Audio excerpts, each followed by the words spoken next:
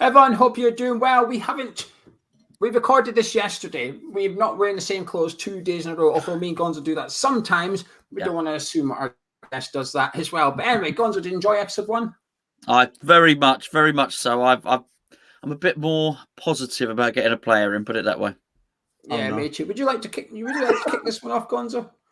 Yeah, just going into your role as just doing what you do, which is basically an in the know. How do you try and separate the genuine rumours from the false ones? Just bearing in mind it is going to be advantageous for agents or clubs to put particular rumours out there and use you as a conduit to get false information out there to either get their client a new contract if it's an agent, or to try and sell a player.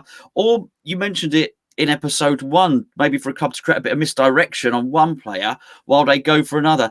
Bearing in mind you're the guy front of shop delivering the news in essence, and it's your reputation on the line. How do you try and sift and separate that? Can I just say thanks for calling me in the know? No one's ever called me that before. You see my Twitter timeline. Woo! That's Twitter. Don't worry about it. Yeah. The more and more you do transfer windows, the more and more you learn about who you can trust. Number one, I've now got an A4 sheet of paper with a list of my contacts on it, as opposed to just keep on looking on the phone. I've just written them all down, all of the ones that I trust. Sure. And so I will constantly be badgering these guys or girls. Now, with regard to how you separate what you think is genuine or not, there are certain red flags that I can spot. So if an agent who I don't know too well, and I've only spoken to them maybe once or twice, tell me there are like 5 clubs interested in their player, my instant thought would be, what is the 6th club he's trying to fish out? Okay. Because they want maybe a little nudge to the club that are interested and really want to do the deal, but aren't getting a wriggle on with it.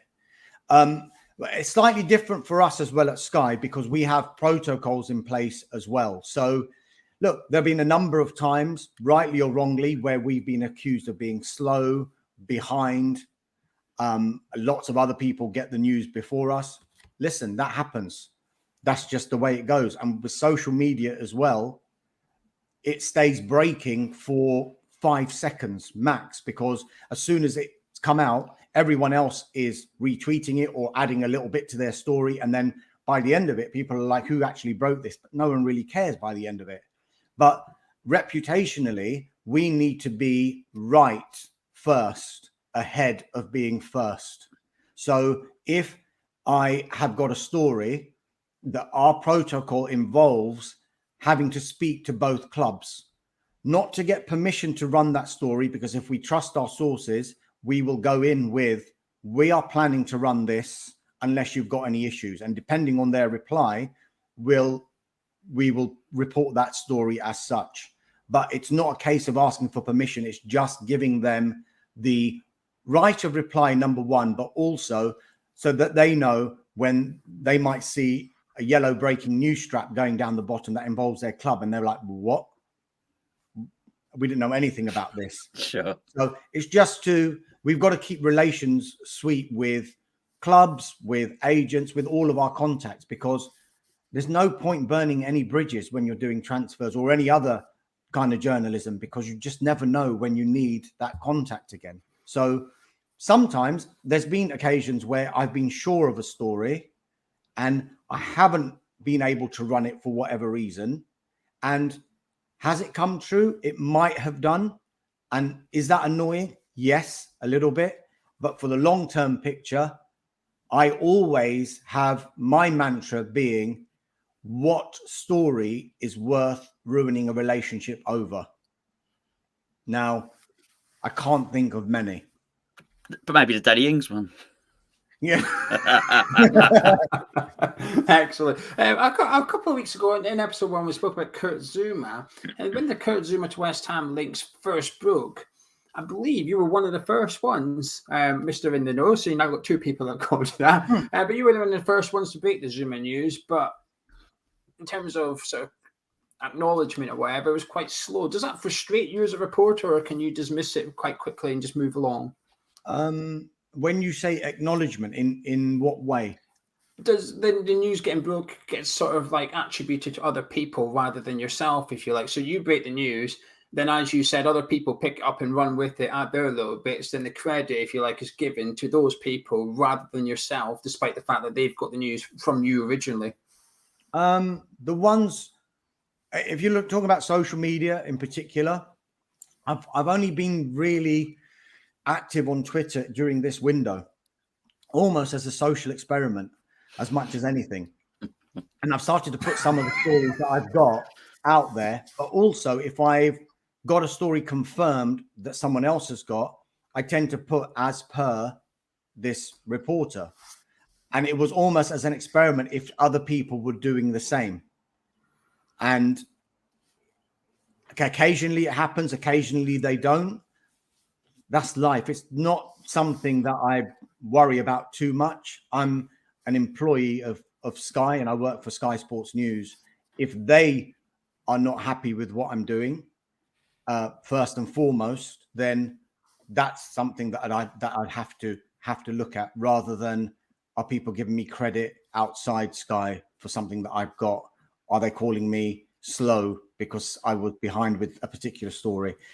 Listen, if I thought about that too much, I'd go crazy. I think if particularly with social media, when I've started to get a little bit more involved, I found out it's an interesting place.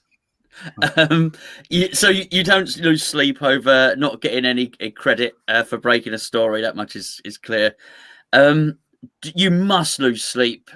You've clearly got some sleepless nights coming up, because surely as you get to this frenzied activity at the end of just at the end of the transfer window, your phone must be buzzing completely. I mean, my phone buzzes incessantly, and I don't know anyone. I haven't got any friends. So it really must be a crazy time for you, right? Yes. I mean, this transfer window was slightly unique in one way because of the Euros, and I ended up just doing the transfers by myself at Sky, because of there are all the other reporters who tend to do transfers were involved in the Euros. So really, that was actually a lot busier for me personally in that early month, bizarrely. But that's not always the case, because obviously once the shows start, the show started at the beginning of August. So our transfer shows, the Good Morning Transfers and Transfer Talk as well. You can watch that on 409. Just get that in. And so it was slightly different this time. Sleepless nights. Yes, no, not like it's not. People aren't messaging me at like 3 a.m. Oh, they're not. You don't switch the phone off then? No. I'm one of those guys who leaves the ringer on all night, because I'm always scared that I'll miss my alarm or I don't press the snooze button. I switch it off, and then the phone won't ring if they're trying to get in touch with me. I'll be I'm sure. So I always leave it on. Gonzo, you can ask your next question. He's already answered my other question. My other question was going to be, what's more important to you, getting your football opinion right or getting your news right? I think you've answered that already. News. Yeah. I was going to actually ask about how difficult it must be as a journalist, because I mean, it's as intriguing from the outside point of view, and I guess you probably don't give it an awful lot of thought because you're just a guy doing it. But I'm fascinated by how the information gets to you, as you can probably tell by the questions we're asking. Surely people must come to you with information early about a transfer, on the odd occasion, and you've got to keep that to yourself, when really there's a massive advantage, even taking into account all the protocols that you've described. How hard is it to keep a snippet of information, particularly if it's a big news story? How hard is it to keep that to yourself? It depends if the person who's feeding me the information doesn't want it out there, which has happened. And then the frustration is, there is a bit of frustration when somebody else who doesn't have to go through the checks that I have to would put something out, and I know that I've got it an hour or two before, but I couldn't put it out because, as I say, we do things in a certain way where we let the clubs know this is what we're going to put out. And it's almost like I have to almost sometimes wait for a reply, or at least that double blue tick is, Sure. Yeah. Sure. So once that happens, yeah, look, it's frustrating. Is it, does it anger me or anything? No, because it's just the way it goes. That's the way we would rather just make sure we're right rather than we want to be first and right. Let's not make any bones about it. Don't we all? First and right is number one. Right, first and wrong. Doesn't make the list. Yeah, we get what you're trying to say. We get that. That does make sense. Do you most of your contacts, agents or managers or chairmen or players or whatever, they tend to be professionals within the game themselves, people that are on the payroll of football clubs, or the domino effect, they get their money from football. Yeah, that's the beauty of it, because lots of different people at Sky have different contacts. So some will have contacts within a club. Some will have contacts of agents of players. I find actually the actual agents of players are very, very, not secretive, but just very reluctant to give out too much information. People say it's very difficult to get interviews with players or talk to players. It's almost as difficult with the agents. But now there are so many people involved in deals now. So you get intermediaries who act for a club or a particular player. So they will get paid if they get a particular player to a club. If that deal doesn't happen, they don't get paid. So sometimes the information comes from intermediaries like that, because it's in their interest to get that story out. So that agent is separate from the player's agent. Okay. Yes. Yeah. And then there are other occasions where the player's agent, yes, they will want something out. But look, when I started reporting at Sky, this was back in, so I joined in 98. I actually became a reporter in 2001. And one of the first things my then boss said to me was, what's your contacts book like? And I was like, what's that then? He goes, every shoot you go on, every person you meet, I want you to come back with a number. Doesn't matter who it is, come back with a number. So I put that in my head. I saw, okay, he must know what he's talking about. And one of the very early ones that I remember shows that was the best bit of advice that I ever got, was picking up numbers. And it's such an easy thing to think, and it's an obvious thing to do. But I remember I was on my way to work on a Sunday morning, and about 20 minutes from the office, I got a call from the news desk, and they said, don't come into the office, go and interview Jermaine Easter, who at the time I think was at Plymouth. He was in League One. I think he ended up playing, I think he played for the Welsh national team as well. So I thought, okay, fine.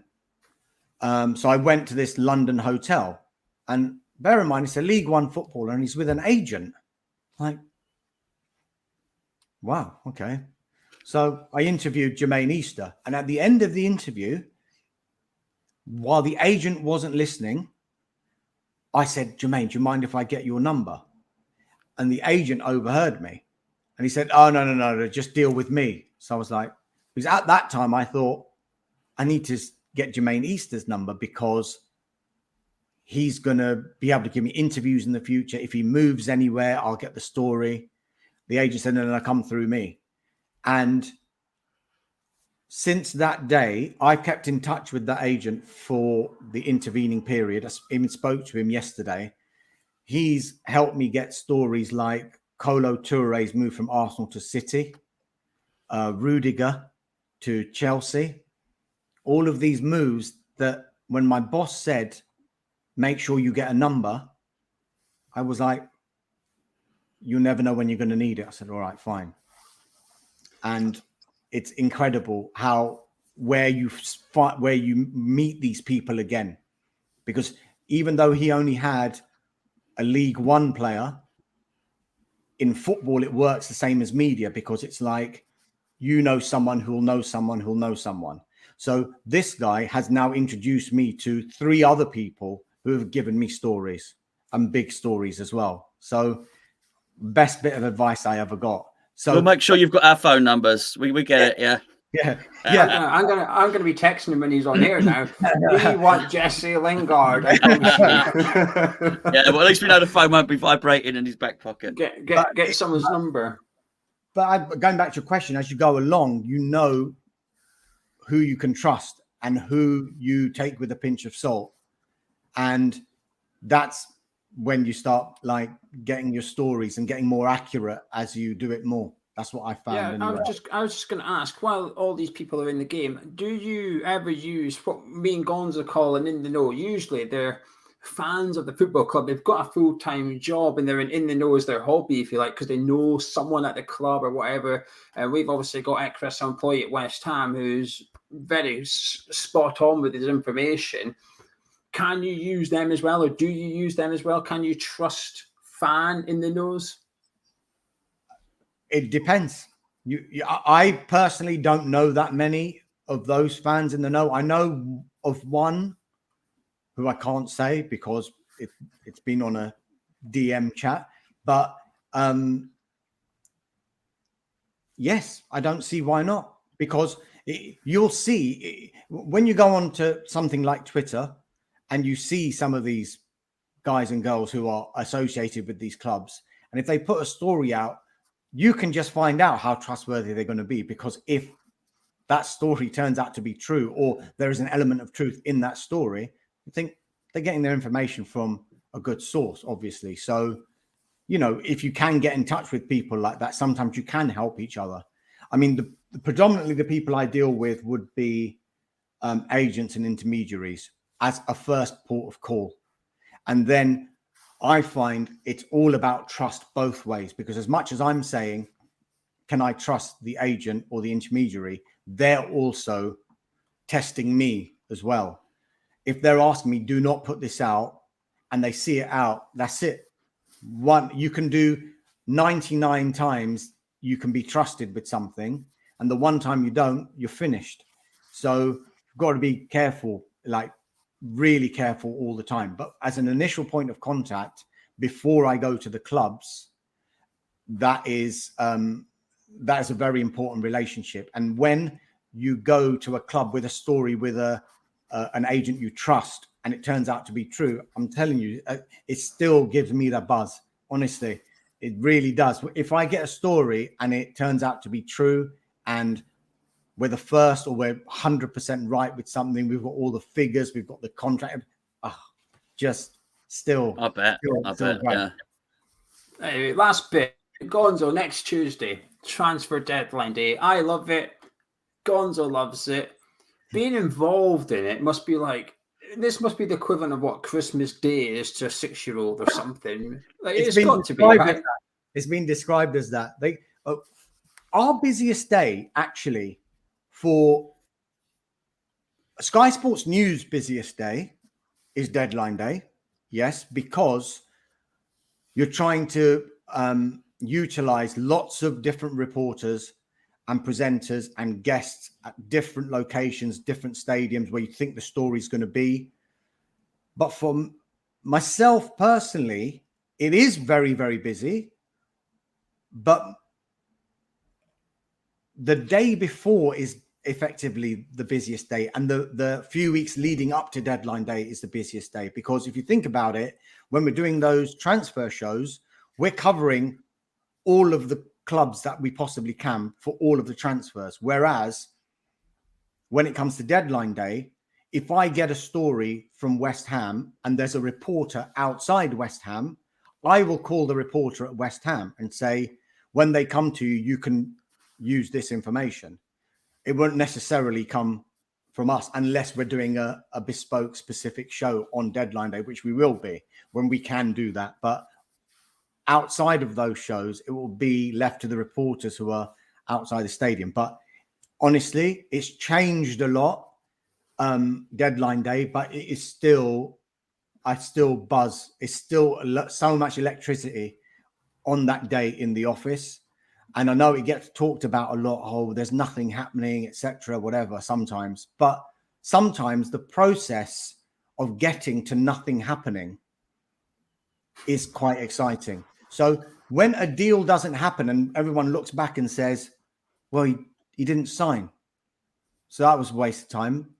But no, because the journey of getting there and then the highs and the lows, is he going to join? Have they signed it in time? Have they, like, I mean, David De Gea one when he was going to go to Real Madrid and that whole fax issue. I mean, you just can't make it up. I mean, if you look back on it and people say, well, David De Gea didn't sign for Real Madrid, so it must have been a quiet day. Complete opposite. It's like, he's going to sign, he's going to sign, he's going to sign. Has he signed? Oh, the time's over. He must have signed. Oh, they didn't get the facts in time. What? Manchester United and Real Madrid did a deal, multi-million-pound deal for one of the best goalkeepers in the world, and they didn't get the facts in time. No, that can't be happening. It can't be happening. I think just very quickly, just on deadline day, I think Sky started to realize that it could be an event a few years ago when my former colleague, Brian Swanson, he was sent to Arsenal on the day that Arshavin was due to sign. And he was there the whole day in the snow. And suddenly it just became a little bit of an event. And I think the boss thought, well, hold on, we could be onto something here.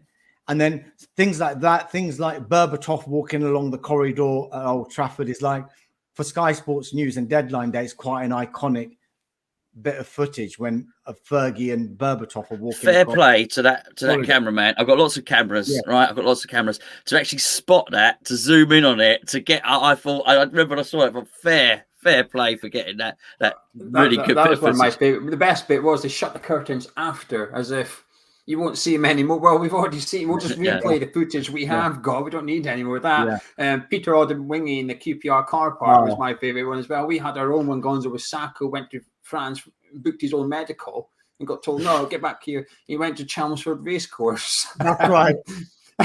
I love transfer deadline. It is an event. Just on Odemwingie, as you brought that up, just on Odemwingie, he's ended up being something of a laughing stock of that. I know Odemwingie quite well, and I was dealing with the agent who was doing that deal on that day, and there's a lot of rumor about what happened. He walked out of West Brom. He went down to QPR, knocked on the door. Are you going to sign me or what? It wasn't like that at all. He actually said goodbye to everybody at West Brom because his understanding was that the deal was close to being agreed. But because it was close, there was still work to be done. If it had taken until 9 o'clock in the evening for them to fully agree on that deal, and then they said, right, you can sign. If he's still in the Midlands and he's got to get down to West London, there's a chance he's not going to make it in time. So it was decided. He said goodbye to everyone. Thanks very much. It's been a pleasure playing for the club. He said goodbye to all the staff, the catering staff, everyone. Went down to West London.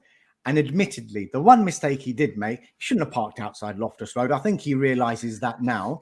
But I don't think he realized that the deal was still as far apart as it was, because the information he was getting, look, it'll be best if you were based in London so that when they've agreed, it's nothing to do with him, that side of the deal. When that's agreed, all you can do, you can quickly get your medical done, get those personal terms signed, and then join. And I've spoken to Peter Odemwingie since about this, and he can laugh about it a lot. And one of the things he did say is, whenever deadline day came along and he was training, I think he was with Stoke at one point afterwards, and there was a rumor about a player leaving on deadline day on the training ground in front of him, they'd all say, "Oh, right, you're going to go and do an Odemwingie, are you?" And it was known as doing an Odemwingie, and he took it in great spirit, which was good. Yeah, those TV documentaries, the football documentaries, have changed my opinion on transfers. The Sunderland Till I Die one with Josh Maja, the way he acted. Then the Leeds United one, when they had Dan James in the office, he'd done everything. He'd done the photo shoot, he had his Leeds United shirt, he had everything. Everything was done. He'd even signed the contract just to get it ready, but they couldn't contact the owners of Swansea. He was in America and he just wasn't replying. That changed my perspective completely, because sometimes you do, as a fan, allow passion and emotion to override reality. You get a bit angry that a deal hasn't happened. And I think Leeds fans in that instance would be understandably fuming that they've not signed Dan James. But what goes on behind closed doors or through windows at Old Trafford if the Sky cameras are there, it is a completely different thing. Gonzo. I think the perception is actually there because of that, Joe. What you're saying is that these Premier League clubs who multi-million pound industry sort of thing, massive hundreds of millions of revenue each year, are these really, really slick operators. But of course, with that, you are going to have human error. So it's still just like Joe Blogs in the street. Someone might not answer their phone, and I do love that it might the De Gea transfer may well have come down to something like Real Madrid didn't have any toner or printer ink in their fax machine, which we've all done, you know. I would just love that whatever his name is, Perez, the president, said, someone get down Tesco and get some printer ink. Or which one? I don't know. You know. There's a paper jam in tray 1. That's always a favourite. Yeah, you explain that to the fans while we didn't get to Gea. Yeah. Anyway, listen, thank you so much for coming on and doing both episodes with us. I've absolutely loved it. Gonzo's loved it. I'm sure our viewers have loved it as well. If you've loved it at home, drop a like on it, subscribe to the YouTube channel. Like I said, do check out Dimitri Payet podcast myself and Gonzo done with Sky Sports that was released on Wednesday. All the links are in the description and pinned comments. And well, transfer deadline day. We'll see you on there.